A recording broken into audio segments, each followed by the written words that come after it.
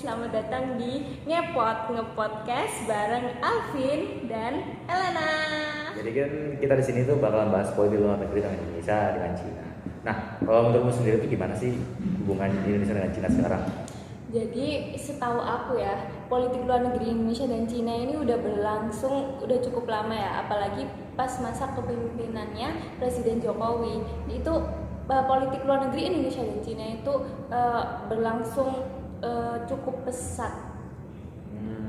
Nah, hubungan politik luar negeri Cina dengan Indonesia ini juga bisa dilihat juga ya dengan pas hari perayaan ke-65 tahun hubungan bilateral antara Cina dan Indonesia sebenarnya. Dan gimana pas perayaan itu pas kalau tidak salah itu pas tanggal 25 sampai 28 Maret ya 2015 Jokowi melakukan kunjungan ke Cina, dan selama kunjungan ke Cina itu mereka itu membahas tentang kerjasama di bidang ekonomi yang kemudian diluncurkan kepada bidangnya seperti ya perdagangan, infrastruktur, pembangunan daerah.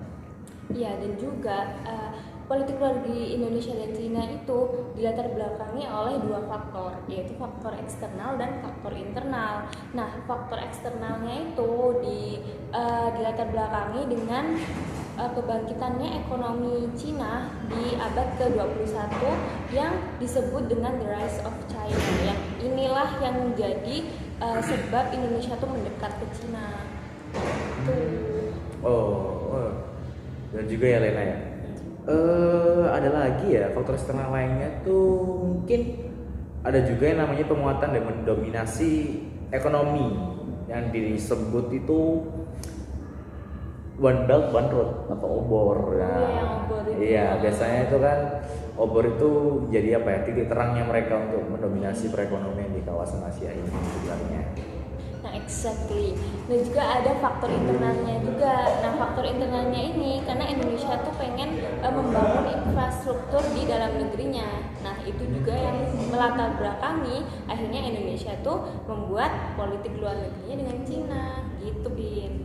Tahu pas COVID-19 kemarin, politik luar negeri Indonesia dan Cina tuh semakin erat tahu. Gimana tuh? Jadi, Menteri Luar Negerinya Indonesia yaitu Retno Marsudi itu dia tuh teleponan sama Menteri Luar Negerinya Cina yaitu Wang Yi. Mereka tuh membicarakan untuk memperkuat hubungan bilateral antara dua negara ini dan juga memerangi penyebaran COVID-19. Oh gitu. Nah, Indonesia dan Cina ini juga melakukan diplomasi kesehatan yang melibatkan kedua presidennya. Indonesia dengan Jokowi dan China dengan Presiden Xi Jinping sendiri. Nah, itu membuat kesepakatan di mana Cina itu akan membantu Indonesia dalam memproduksi vaksin dari kawasan regional dan juga akan mengirimkannya kepada Indonesia Raya. Wow. Nah, Cina itu dia juga mengeluarkan pernyataan negaranya yang merespon kesepakatan dengan Indonesia, yaitu Presiden Xi Jinping menyebut Indonesia sebagai salah satu negara yang paling penting untuk bekerja sama dalam diplomasi kesehatan ini untuk memerangi COVID-19. Hasil dari kedua negara ini berdiplomasi kesehatan. Nah, akhirnya tuh China memberikan bantuan alat medis berupa contohnya tuh kayak termometer inframerah, kacamata pelindung, sarung tangan, dan juga yang paling penting nih, masker N95 yang digunakan untuk menutupi muka yang korupsinya tidak tahu malu.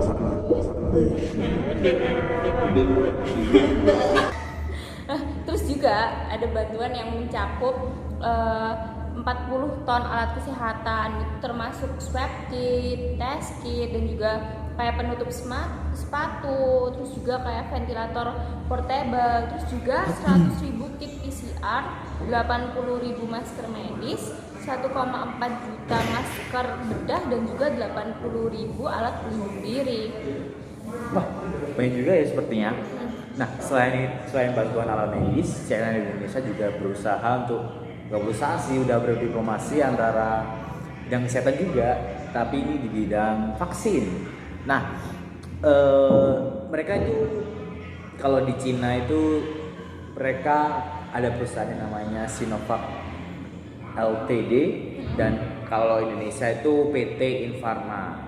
Nah, mereka itu saling berkolaborasi, saling bekerja sama untuk untuk uji klinis vaksin dan manufaktur vaksin yang dikirim tadi. Oh, and you know, perusahaan vaksin di Cina itu menjadi salah satu yang pertama menjalin kerjasama dengan Indonesia, yang mana mereka tuh melibatkan uji klinis, terus juga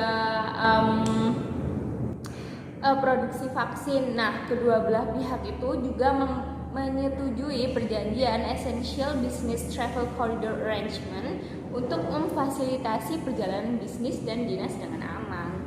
Nah, dari pertemuan itu kita tuh bisa lihat bahwa Indonesia tuh secara pragmatis memanfaatkan peluang untuk menggunakan kemajuan teknologi kesehatan dari Cina demi kepentingan dalam negerinya sendiri. Nah, khususnya dalam menjaga kesehatan warga negara yang netizen Indo yang unyu-unyu itu melalui program vaksinasi. Terus langkah yang diambil Indonesia menunjukkan bahwa ketika terdapat peluang untuk melakukan kerjasama yang menguntungkan untuk memperoleh vaksin tanpa harus melibatkan investasi riset sendiri. Negara ini mengambil tindakan tersebut demi kepentingan domestik, terutama dalam menjaga kesehatan masyarakatnya sendiri tentunya. Nah, itu nih dari hubungan politik luar negeri ini itu Indonesia sangat diuntungkan dan juga hubungan perekonomian dari dua negara ini jadi makin erat. Itu Pin. Begitu. Nah. Ini juga bantuan dari Cina ini kan pasti juga ada maksud tertentu dong. Ada maksud kayak seperti udang di balik batu dong. Nah, ini kayaknya ada hubungannya sama kapal-kapal Cina yang beberapa kali itu terlihat masuk dan melanggar ke Indonesia, ke perairan Indonesia tanpa izin. Itu Betul gimana? banget. Pas tahun 2016 itu secara data tuh udah tercatat 3 kali loh nelayan Cina tuh tiba-tiba masuk ke perairan Natuna dan mencuri ikan-ikan yang ada di sana secara ilegal tentunya. Nah, terus itu let's say ada langkah nggak bagi pemerintah Indonesia atau tindakan Indonesia dalam menangani hal tersebut itu gimana?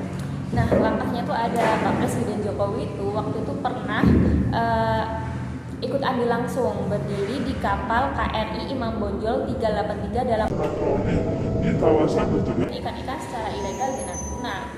Sikap yang diambil Pak Jokowi ini juga udah termasuk memberikan image Indonesia yang tegas atas tindakan Cina di perairan Natuna, gitu Bin. Oke, menarik. Selain itu ya, Indonesia ini mengatakan dengan tegas ya sebenarnya. Indonesia mempunyai kedaulatan penuh atas ZEE di perairan Natuna dan nggak bisa diganggu gugat oleh negara manapun. Karena ya udah diputuskan oleh namanya itu ada Permanent Court of Arbitration. Nah, itulah pokoknya. Itu pokoknya. Nah, menurut kamu nih, ini sebenarnya sengaja gak sih oleh pihak sana? Ya udah jelas sengaja sih. Kalau menurutku ya, yang pertama pelanggaran itu udah lebih dari 1 kali. Terus yang kedua, pada tahun 1996 Cina itu udah menyatakan bahwasannya perairan Natuna tuh milik Indonesia.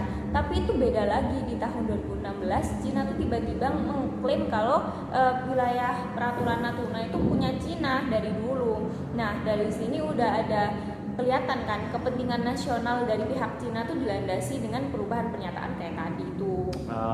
Oke. Nah, sedikit membahas tentang obor singkatannya tadi. Nah, obor kan tadi udah dibahas tuh di awal-awal. Nah, obor itu secara umumnya tuh secara kelihatannya itu digunakan oleh Cina sebagai alat untuk melunakkan anggota-anggota negara ASEAN yang awalnya tidak setuju dengan pergerakan dari Cina itu sendiri, yang lama-lama itu mereka itu agak sedikit lunak karena dibantu secara dana seperti investasi dan lain-lain. Contohnya itu kita ngambil di sini tuh Malaysia dan Filipina. Yeah. Nah, kalau di Malaysia itu awalnya itu sangat menentang dengan tindakannya Cina di Laut Cina Selatan. Nah, habis menentang sama Cina tuh dikasih langsung 30 proyek bantuan infrastruktur. Siapa yang nggak mau enak dong, pastilah. Ya pastilah enak. Indonesia. Nah terus di Filipina sendiri tuh ada investasi pembangunan infrastruktur kereta tercepat. Kebalik tuh di Malaysia. Oh,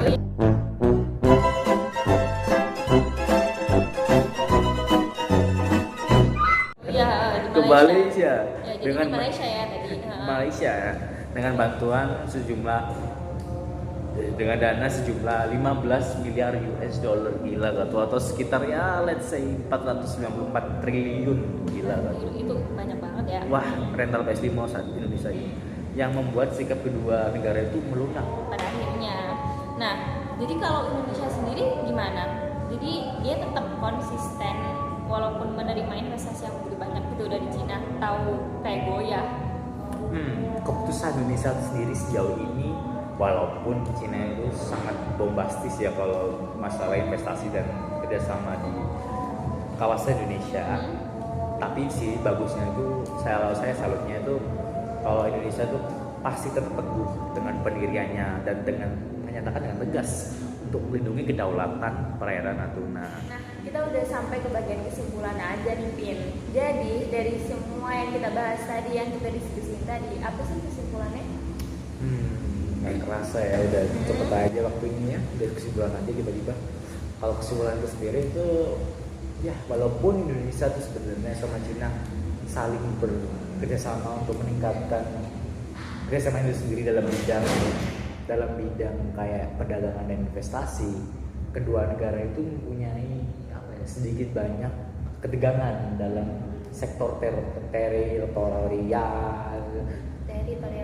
sendiri. Seperti contohnya tadi itu perairan di Laut Natuna.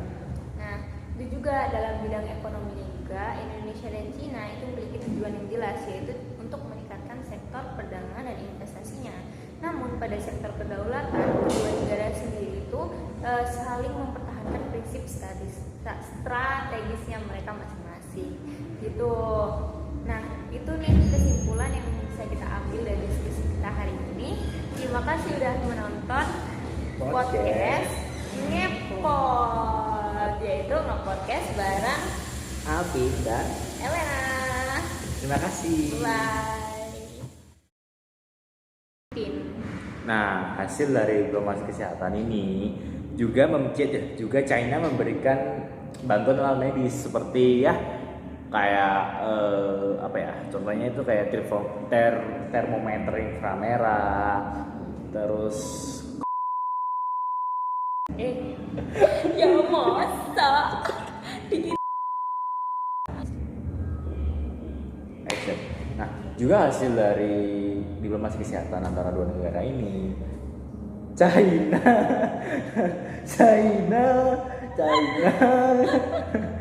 ngedol debok nang Indo.